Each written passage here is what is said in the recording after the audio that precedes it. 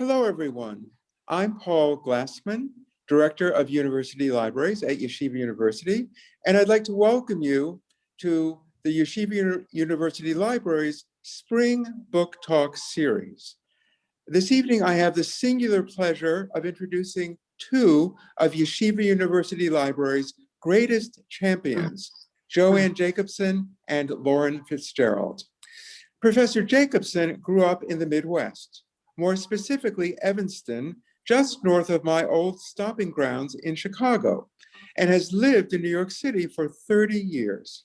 Her writing has evolved out of the literary and cultural criticism of her academic training into literary nonfiction, but its central concerns have remained the emotional texture of change and language as a source of human resiliency.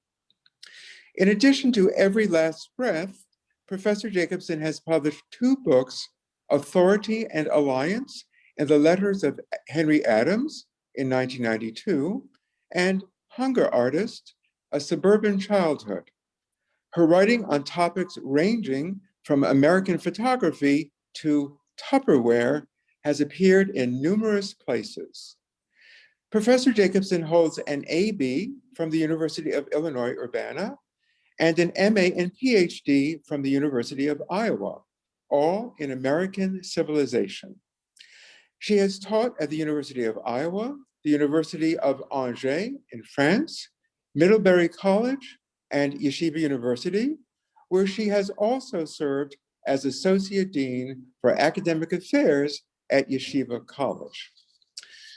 Lauren Fitzgerald is a professor in the Yeshiva College English Department and succeeded Professor Jacobson as director of the Wilf College of the Wilf Campus Writing Center nearly 25 years ago. She holds a bachelor's degree from the University of Tulsa and earned her PhD at New York University. On a more personal level, I'd like to add that it's a thrill and an honor to introduce Joanne, because in 1994, she patiently listened to my rationale for introducing a course in American architecture to Yeshiva College students and recommended to Dean Norman Rosenbaum that the course be launched. Since then, Joanne has been a source of wisdom, insight, and inspiration. And as the 10th anniversary of my own mother's death approaches, I find in the lush metaphors of Every Last Breath a keen understanding of parent-child relations, the power of memory, and the unpredictable burdens of the body. This evening, you'll hear the author read a selection from her memoir, followed by a conversation with her colleague, after which you can submit questions to the chat. Please help me welcome Joanne Jacobson and Lauren Fitzgerald. Thank you so much, Paul. It's really a pleasure to be back and to have a chance to be colleagues again. Let me just say briefly, in addition to Paul and Shalamis Hess, who's put together this talk twice, I also want to thank my close friend and colleague, as you could hear from Paul's introduction and what Lauren said, really of so many years now, Lauren Fitzgerald, for taking the time to moderate this discussion. And it is really a sweet pleasure for me to have the chance to work with Lauren again. Everyone I see has tactfully avoided the point that I retired from YU 2 years ago. So I really am coming back now. And it really is a nice opportunity. So as Paul said, I'm gonna read from actually four short selections from Every Last Breath. And what I've tried to do is give you a sense of the way in which the book, some of its key concerns, but also the way in which it moves back and forth between my mother's story and my own story. And then Lauren and I'll talk for a while and we'll open it up for discussion. So I'm going to start with a chapter called Mirror Writing. In April, my mother told me that what was making me sad was my own mortality. And by July, it turned out that she was right. I was rounding the corner on my 5th year of writing about my mother's chronic respiratory illness. And in a moment, without warning, I was facing the true fact that I could die before she did. My plan had been to follow my mother's illness in the present tense, so that I could draw closer to her while she was actually living end of life. I was hoping that by not waiting for the retrospective point when I could look back and read in reverse, I would create the potential for illumination. And indeed, the limitations of my own freshly 60-ish anxieties about aging have been revealed to me by the way my mother has lived these years. For she has remained determined to wring whatever pleasure she can from each day, rather than to peer ahead at death, a death that we all know could well take a painful, suffocating form. My mother has proved to be stubborn, sometimes hilariously so. When she had to move out of her apartment, she refused to relinquish her stockpile of plastic margarine containers. That's probably a period piece, and her collection of mock turtlenecks, including the stained ones that she pulled out of the donation pile, announcing she would just wear those backwards. Yet she has also proved to be miraculously adaptable. She has faced and accepted 24/7 oxygen supplements, enduring the breathing cannula that hangs and hisses and makes her nose drip wherever she goes. She continues to play ping pong with a 5-pound oxygen tank slung across her chest. So I had been learning from this writing project, and even acquiring an unanticipated humility, the effect of standing in attentive proximity to the unadorned courage required to live and to breathe every long day. And then suddenly, late one summer afternoon, words began to drift out of my mouth on a trajectory of their own. It seemed at first like a stroke, though I was still me enough to weep at the thought of being carried on a stretcher at rush hour into an elevator crowded with my neighbors. Over the next days, I would become unrecognizable to myself. A person diagnosed with a potentially fatal blood disorder, forever a person with a scar on my neck, insert here, where the flesh was cut and a tube for total plasma exchange jammed into my jugular vein. If I was now someone whose life had been saved, I was also now a patient, as chronically ill as my mother. Continuing from the chapter called Written in Blood.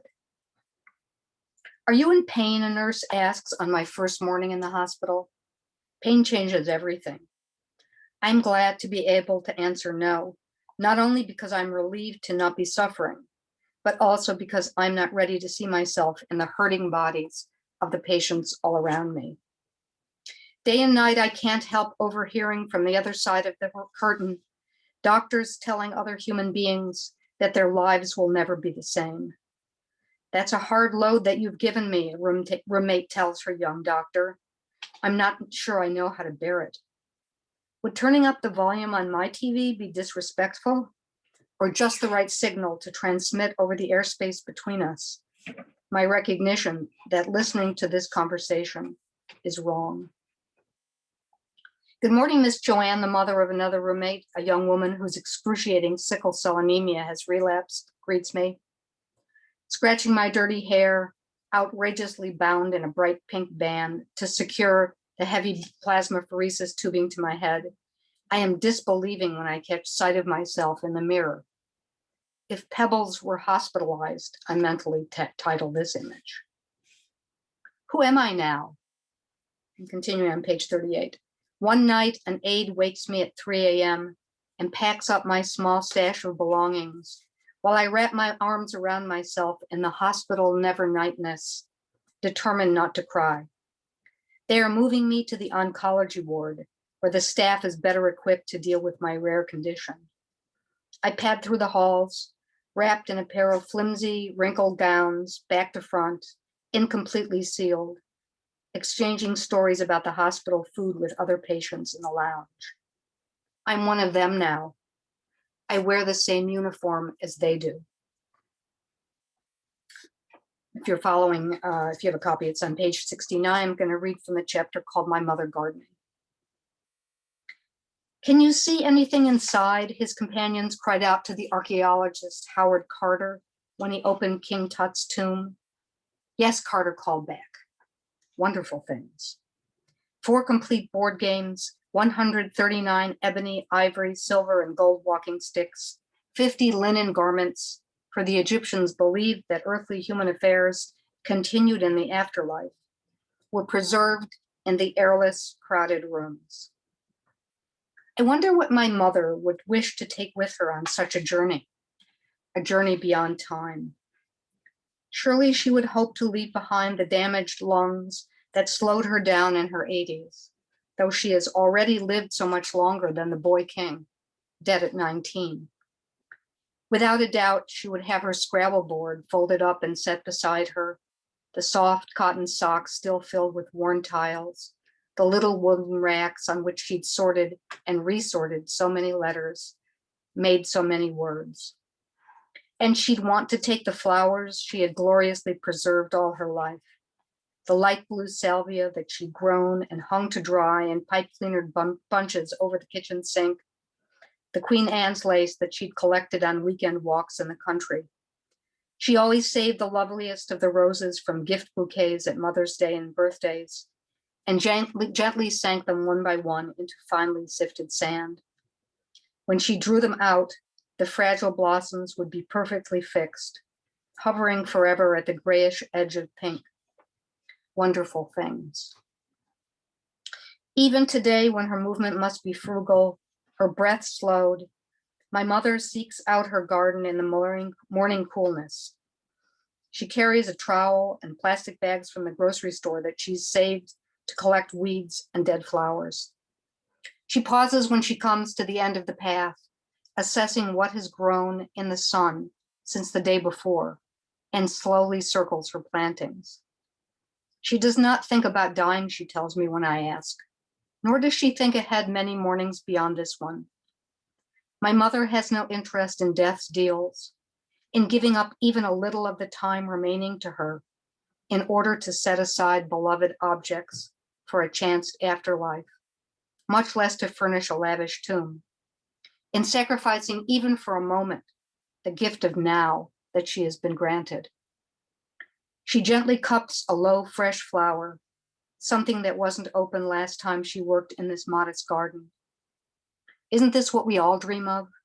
The promise of forever starting over, the human means of making new life, and even beauty still close at hand. And now, finally, from the chapter, If My Disease Were an Animal. If my disease were an animal, what would it be? Would it be a bird of prey, an eagle dropping without warning from the sky, its talons, the surprising source of the great bird's power, gripping what's alive and taking it away? My disease too finds me without warning, assailing me, throwing me on the defensive. No one knows its cause. In the emergency room, my clothes are taken from me, my blood drawn. I will be wheeled through long, dull corridors into the blinding lights of surgery, where a masked stranger will carve my living flesh, open a path into my warm throat, locate the blood circulating deep below the surface. Over the past years, I have been forced to accept the animal truths of my human body. I have witnessed my own blood drained, exposed to day's light, mixed with the plasma of others, turning me back to the elemental rawness that few must face, much less see in themselves. My doctor presses the cold disc of his stethoscope over the thin fabric of my gown, listening for the heart. Just a beating thing, really, driven by surging blood and by the untamable urge to live. But if the diagnosis of a rare disease means consignment to wildness, it is also a call to the imagination. From the deck of a 19th century whaling ship, humans could see the big beasts riding the water, their flesh scarred by encounters with predators, beating maimed fins, dangling embedded harpoons. On their bodies, the relentless pitch of survival was made visible to the naked eye, and the dark threat of the unknown. Though he survived his fall overboard into the roiling sea, Herman Melville's deck boy Pip was forever altered in Moby Dick by the sight of God's foot upon the treadle of the loom. Nor can I return to the certain safe place I came from. 2 decades ago, I peered over the gritty rim of the universe at the Grand Canyon, into the void where what time and water can do even to solid rock is revealed. But I am no longer a tourist of boundaries. Illness is a wild dream, remote as the far edge of night from what we think we know. And when it envelops us, when it fogs and transforms ordinary life, we can only hope, I see now, to emerge a little more fully awake. Thank you.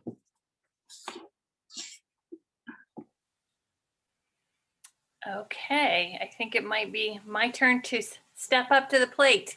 So hello, Joanne, and that was wonderful. I always love hearing you read your work. Thank you. So as you know, I have a few questions for you. Something that I especially appreciate about Every Last Breath is that it can appeal to so many different kinds of readers. People with chronic illnesses, as well as medical professionals, fans of memoir and nature writing, mothers and daughters. I gave my mother a copy, as I told you. So one thing I'm wondering is who you see as the audience for your book.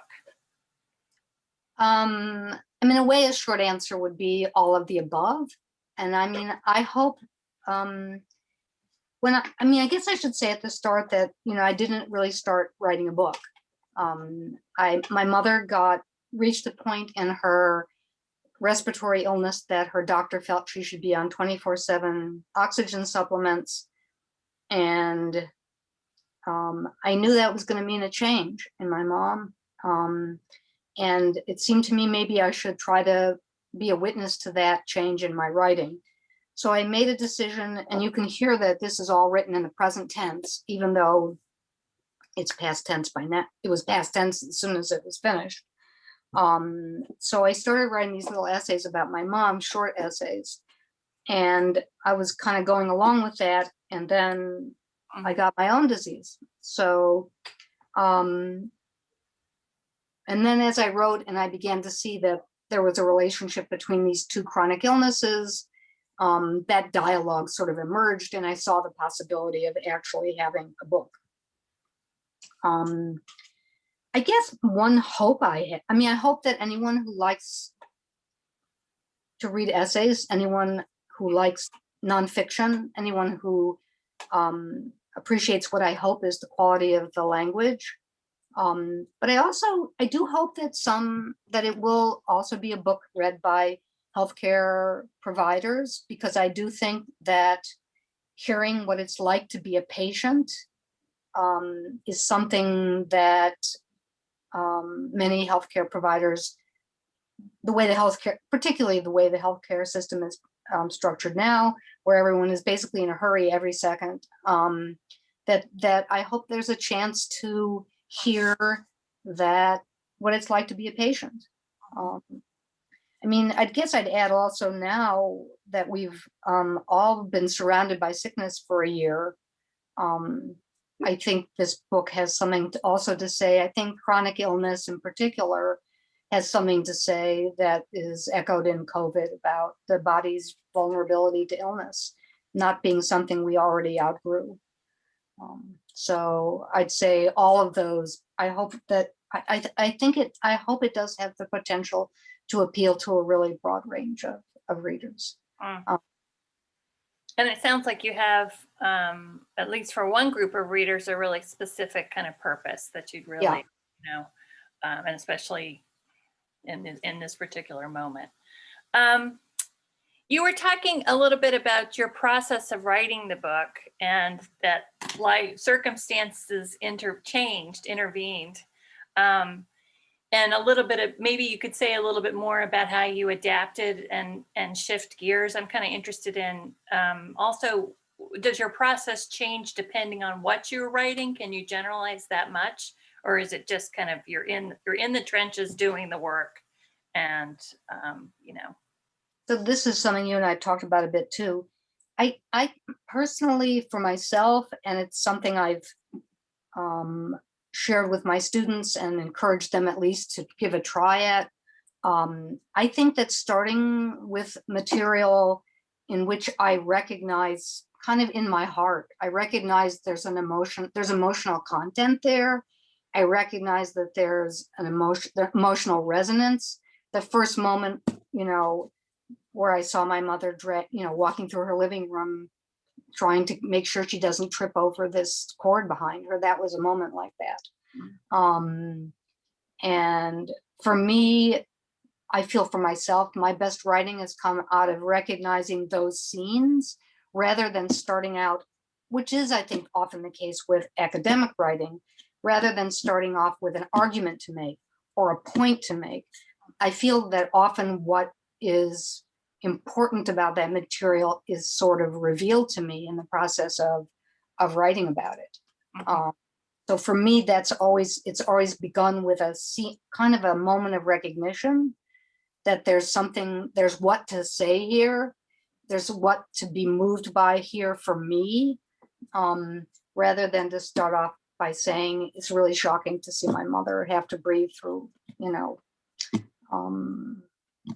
to have to breathe through tubing. And my mother is just like the most, much more than me, much more adaptable person. And even though she screamed bloody murder for about 48 hours after she had to be 24/7 oxygen means you can't go anywhere without being connected to either being a tube in where you are or something portable. And my mother figured out that she could go out to this, found this store in the shopping center nearby that sold these bags by, I can't remember who, that fit exactly the 5-pound oxygen tank that she was carrying around. And she bought like 15 of them in different colors so that she'd always be matching her oxygen tank. And then you walk into her house and there was this, this coat rack, and it was all these things were hanging from it. So, and I think there too, I recognized in that moment, the moment where I thought I'd literally rather die than actually be on a stretcher at rush hour that's a New York story, right? Mm-hmm. That didn't seem like something I could be alive after. But as it turns out, it is. But. You've soldiered through. So I'm just picking up, you mentioned your students, your writing students, and as many members of the audience probably know, Joanne taught creative nonfiction for many years in the English department. And so just kind of following up on that and what you said about your process, do you have any advice for people starting out writing about real people and events, including writing about themselves, about writing those scenes that are so painful or intriguing?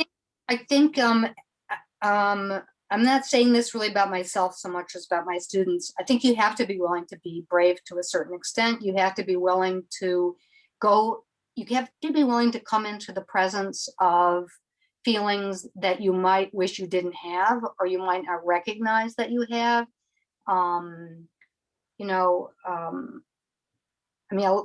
I've had some students do some fantastic writing, and often the place that hangs them up is the place where they realize where the natural depth to which the piece of writing is going is a piece where they get into a more knotted area with their parents.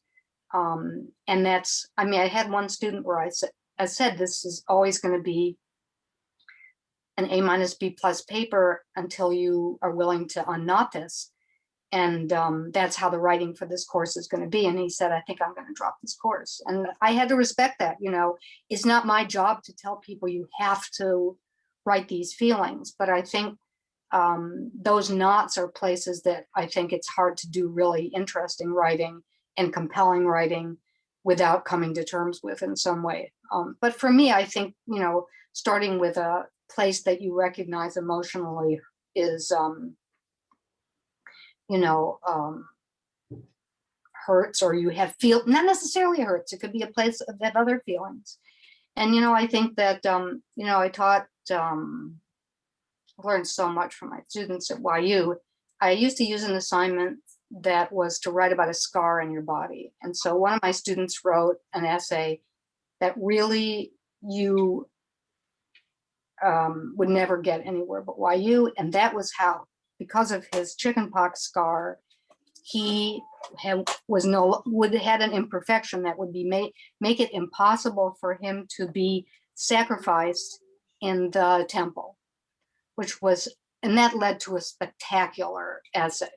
And I think what people know, who they are, that's what's powerful. I think, the writer André Aciman, who was not nearly as famous as he is now when he taught for us, remember his one saying, he tells his students, don't write, I don't want to read any essays about your summer working at a gas station. And I remember thinking, I would so love to get from one of my YU students an essay about working for the summer in a gas station. So I think, what you feel, what's yours is really where to start. Mhm. And I think that will be, if it's powerful to you, I think it will be powerful.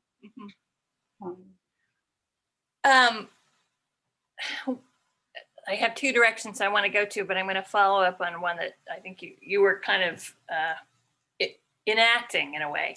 So, and that's kind of, I wonder if you could talk about techniques that you used. And let me tell you about two that really struck me. So the first time I read Every Last Breath, I was so struck by how it read more like poetry than prose. It was so lyrical. So I mean, I'm sorry, I'm a literature PhD, so I adhere to these strict genre hierarchies. So for me, poetic is like, that's really fantastic.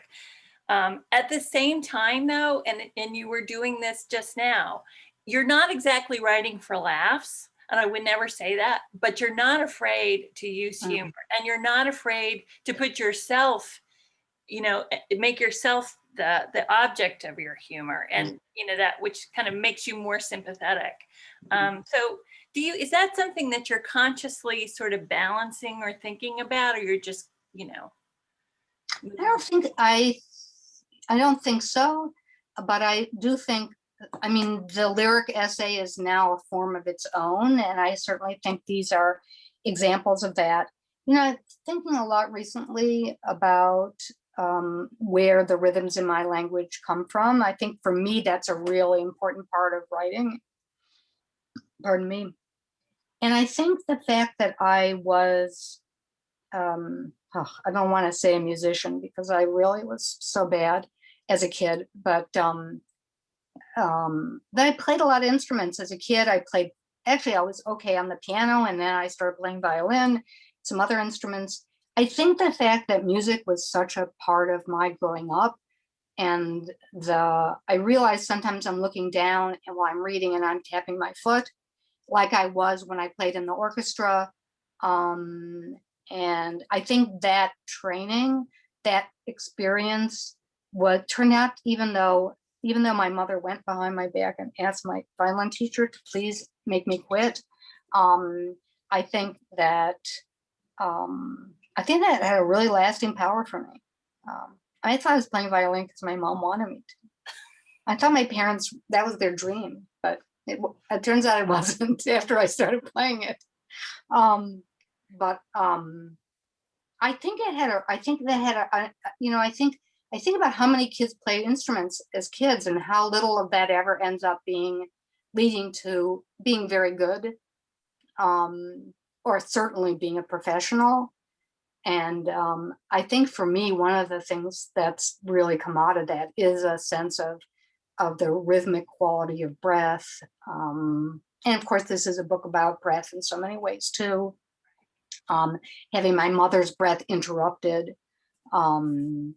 But I think that I think that's part of where some of this comes from for me. And I think while I'm writing, I think sometimes I can feel that rhythm happening.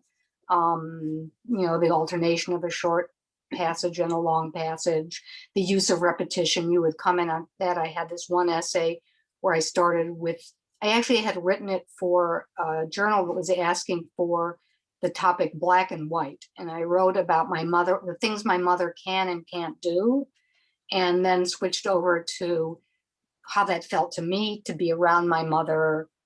I think anyone who's taken care of an older parent feels the same sense of frustration and shame that it's actually not always that easy to muster the patience of what it takes for your, way before you had to be putting a mask on just to get out the door, especially in the winter in Chicago. So, but I think that sense of repetition, my mother can, my mother can't, my mother can't, that seemed like it gave it a repetition.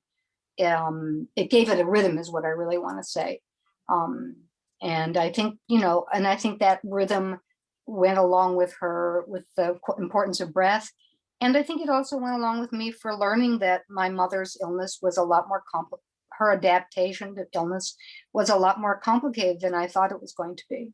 I think I really did start writing about my mother thinking that I knew more about than she did.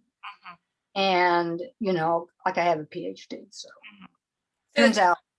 turns out my mother knows, imparted, I saw how many things she knew that she couldn't say out loud, but that she lived.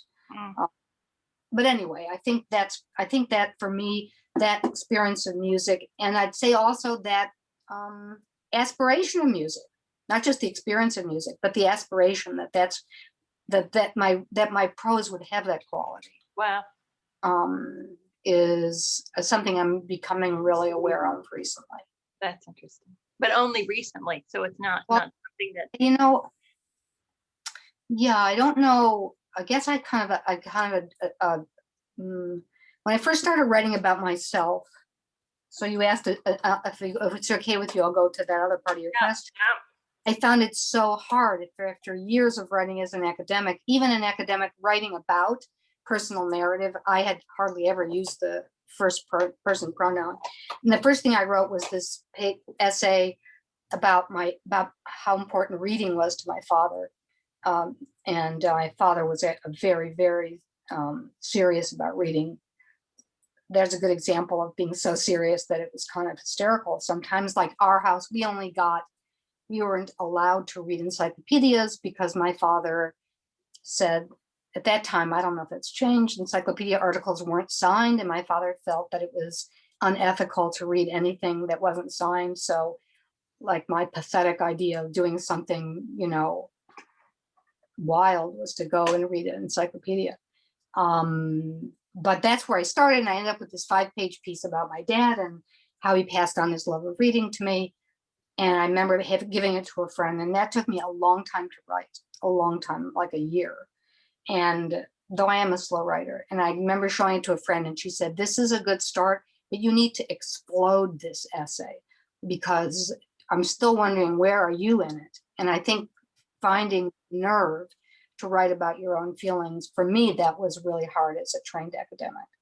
And I think it also meant having the nerve to write about other people who didn't necessarily want to be written about. And I think that's also an ethical question that's not so simple to answer. So, my previous book was a book about growing up. Paul mentioned Evanston, growing up in this suburb just north of Chicago. And I don't know why my mother was kind of the hero of it, to tell you the truth. But after it was done and I was starting starting a little bit, these little essays about my mom, she said to me, well, what are you writing about now? And then before I could answer, she said, I really hope it's not me. And then I felt, I don't really think I can tell her that it is about her. So I just sort of started writing along. And then a point came where I felt I had to show it to her. And I was really scared she was going to tell me, I don't want you to continue this. And that would have been an ethical problem for me. I mean, I wouldn't have just said, oh, well, sorry, this is my writing and my story. If it really upsets you, I think it would have been harder for me, but that's not what she said. So she did say that although I had referred to her as living in a retirement home, that was incorrect, that she really lives in it's independent living. That was her main correction. You never did answer my question about humor. Can you answer? Can you? I don't think I ever think, well, inserting humor is going to be, I was struck by your comment that makes the narrator, and especially I imagine a narrator dealing with really, harsh stuff, more accessible. But, I think there are a lot of, this takes in a lot of, like when I think about what did I look like in the hospital, that is the alternative to feeling unbelievably ashamed and not being willing to get out of bed in the morning when you are dressed. I actually, if I ever get a chance to comment to a hospital about changes that can be made, I really don't. I think forcing people to wear hospital gowns is a really good way to humiliate them 24/7. I think literally did not recognize myself in the mirror. And of course, that is one of the things about being seriously ill is you do become different. You can't go back to what you were before. You can get rid of the hospital gown, but I think I don't think that's something that I exactly planned, but I think it's something I experienced in the hospital. Things that were unexpectedly, like classic humor, where two unlike things go together. Mhm. Mhm. But I'm glad that that's something that helps the reader also. Yeah. 'Cause I think, what I think is we live in this is not a culture that's very comfortable talking about illness and death. Mhm. And those actually are among the few things that every person, like we live in such a polarized society right now, but that is something that everyone has in common. Everyone will get sick. They might not have, probably they're not going to have this blood disorder, but they will get sick and everyone will die. And these actually are things we have in common. Mhm. Mhm. I think you did such a great job. Thank you, Lauren. I really appreciate those questions too.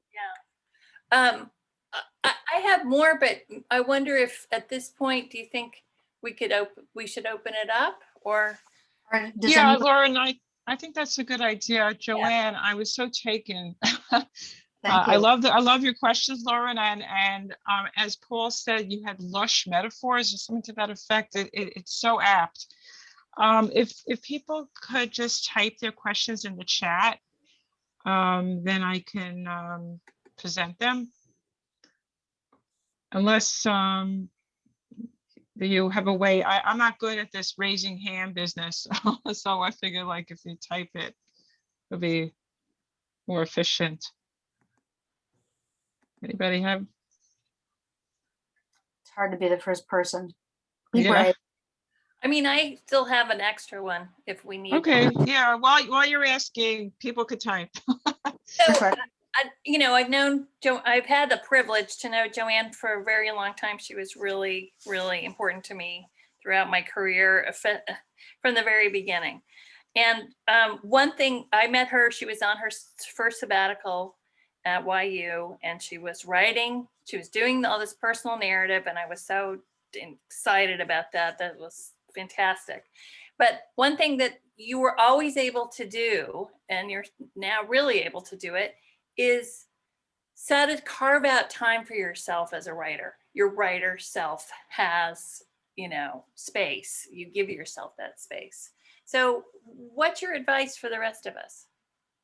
Well, I think one thing I want to say, I was very lucky at YU. A lot of universities and colleges hire someone to teach X, Y, or Z. I was hired to teach American literature, US literature. And if you decide along the way that actually you think you'd rather be a writer of autobiography than a critic of autobiography, especially in a big department, probably people are going to say, sorry, someone else is doing that, and that's not what we need done. And that's not what happened at YU, though I think I continue to teach American literature. One of the ways that I made time for myself to write is that I started making some of the preparation time I was doing for teaching be teaching about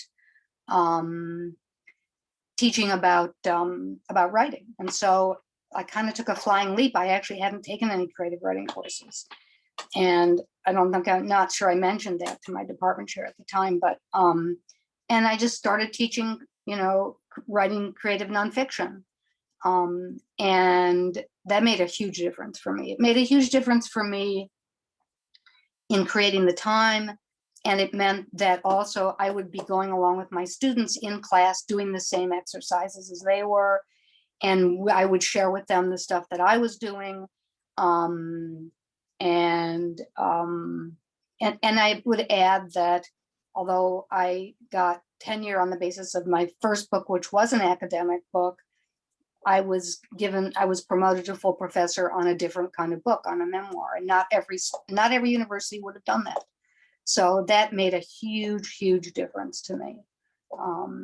Then I also started going in the summers to writers' colonies where all you did was write. And you were surrounded by other people who were either writers or visual artists. And I think that was a turning point for me in realizing, kind of getting into the practice of writing intensely, and also thinking of myself as a writer, which I hadn't done before. That was kind of a leap for me. So, but we do have some questions from the audience. I'm not sure if I'm pronouncing it. Is it Josefa or Josefa? yeah.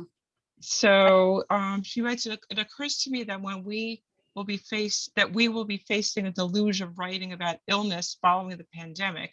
Have you looked at some of the writing around COVID-19? And do you have advice to readers about where to start? So that's a great question. And actually one of the things, how are you, Josie? One of the things that's really struck me about the epidemic is how quickly people started writing about it.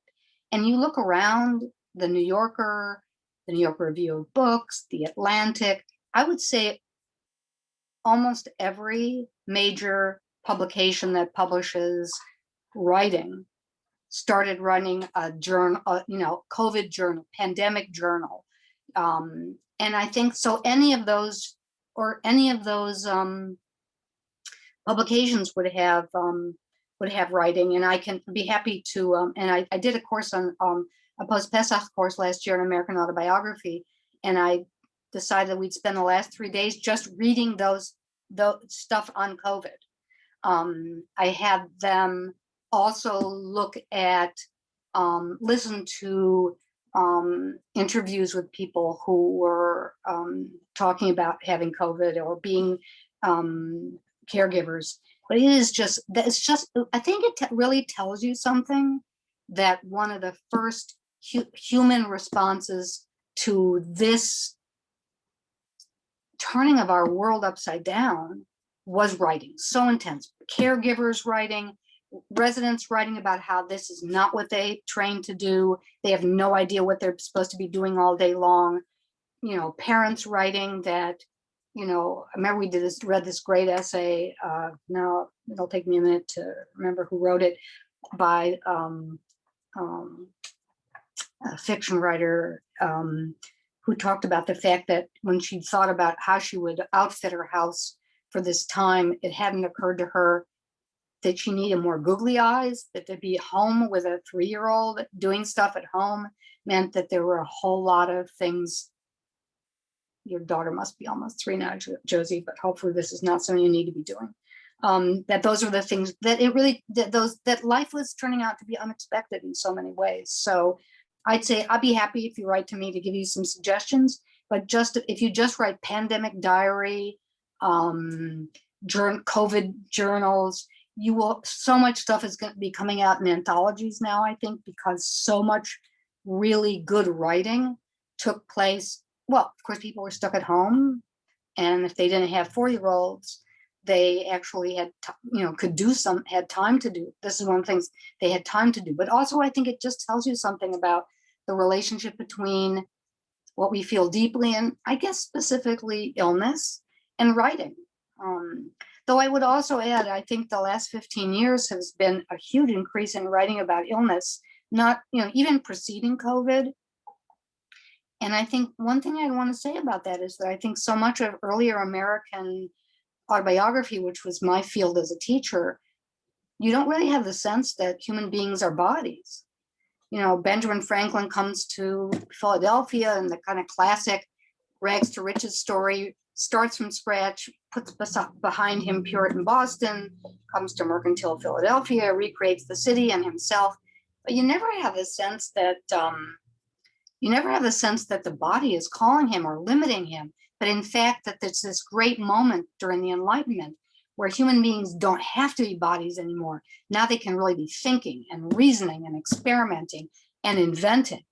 And I think in the last 15 or 20 years, there's been a kind of turning back on that and a realization. I know it's one of the realizations that came to me in writing this book, that we are bodies.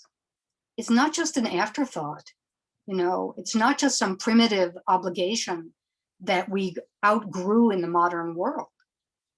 And in fact, I think that for me, that's one of the lessons of COVID, is that we haven't outgrown being bodies. We haven't outgrown being ill.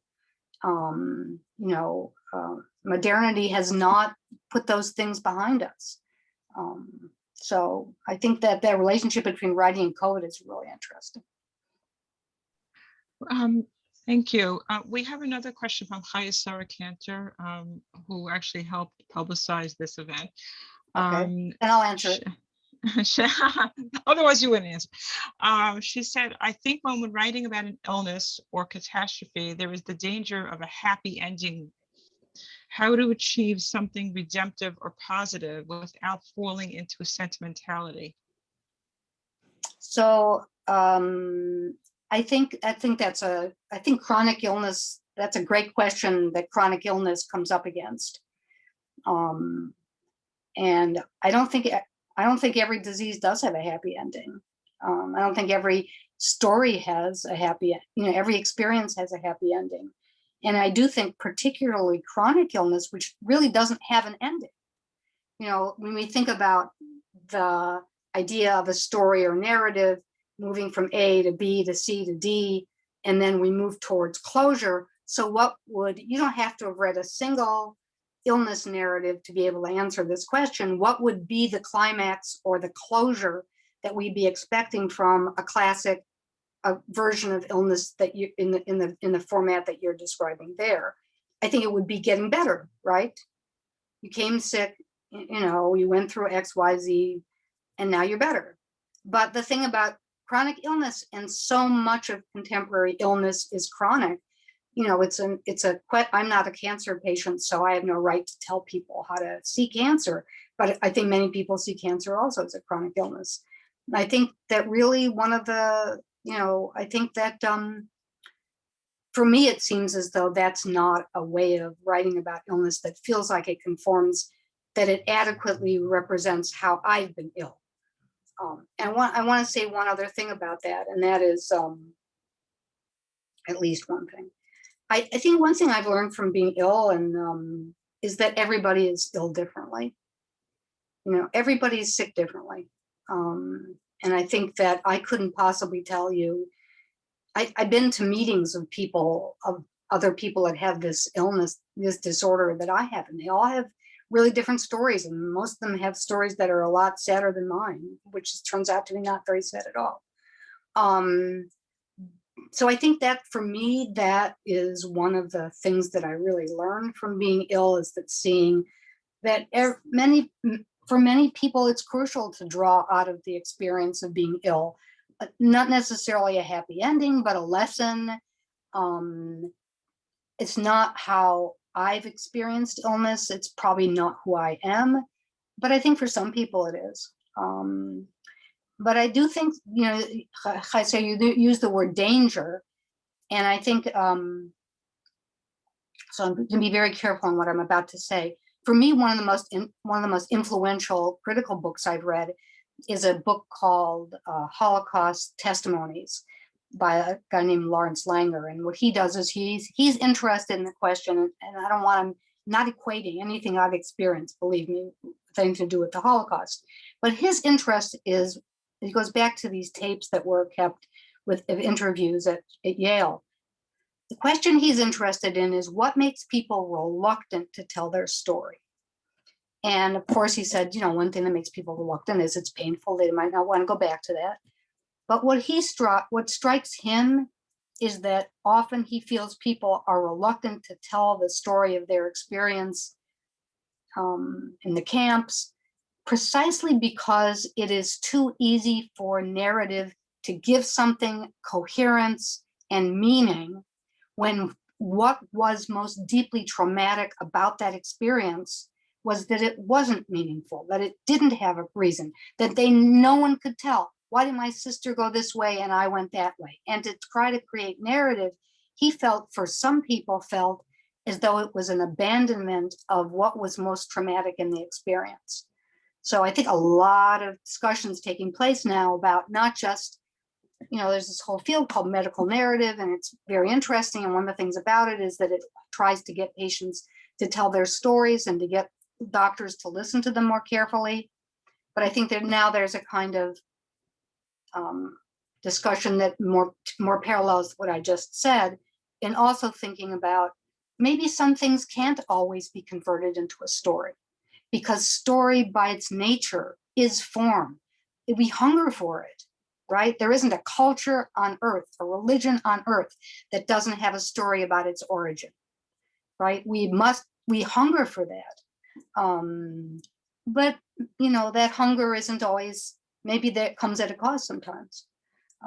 So I think there are dangers in that respect, but I would never want to, I've heard, did a course at the JCC, what was for cancer patients, and they all had such different ways about talking about what they experienced, including the controversy over the very question cancer survivor and what that implies. So I find that really, really interesting, how the question of how to write about illness is so, at once we want to write about it, we feel the urge to write about it, we want to acknowledge the importance of our bodies, we feel drawn to the fact that human beings are in fact fragile, unpredictable, and yet we want narrative too.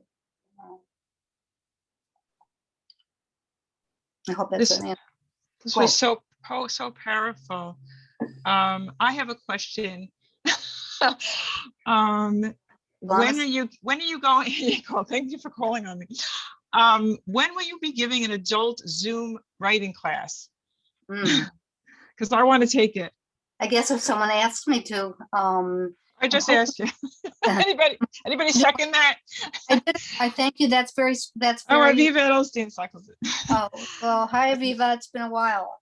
I actually teach a course at the medical school at Northwestern, I think by Zoom, and writing about the body. I did a lecture for them in the fall about really about what it's like to be a patient in the hospital and the ways in which being a patient, that what it feels like to be a patient is like being in a foreign country, where you have no clue what's going on around you, no clue about what time it is, no clue about like who's an orderly and who is a surgeon, and they're all wearing these same little outfits or different colors, and how scary it is to be in the hospital, really. So, and as a result of that, they have a really interesting medical humanities program, and as a lot of medical schools do now. So I'm up for being asked. And I love teaching the students at YU. I did a course on writing about illness and medicine, and it was about half English majors, advanced writing students, and about half med students, pre-med students, and they had brought such different things to the discussion. The pre-med students actually knew what burning flesh smelled like, and the English students actually knew how to write a sentence. And by the end of the term, and they really, it was great to have them be able to talk to them, and I learned a lot from them also. Wow. Well, you gave us a lot to think about. You touched on a lot of universal themes and emotions, and I guess, how do we end this?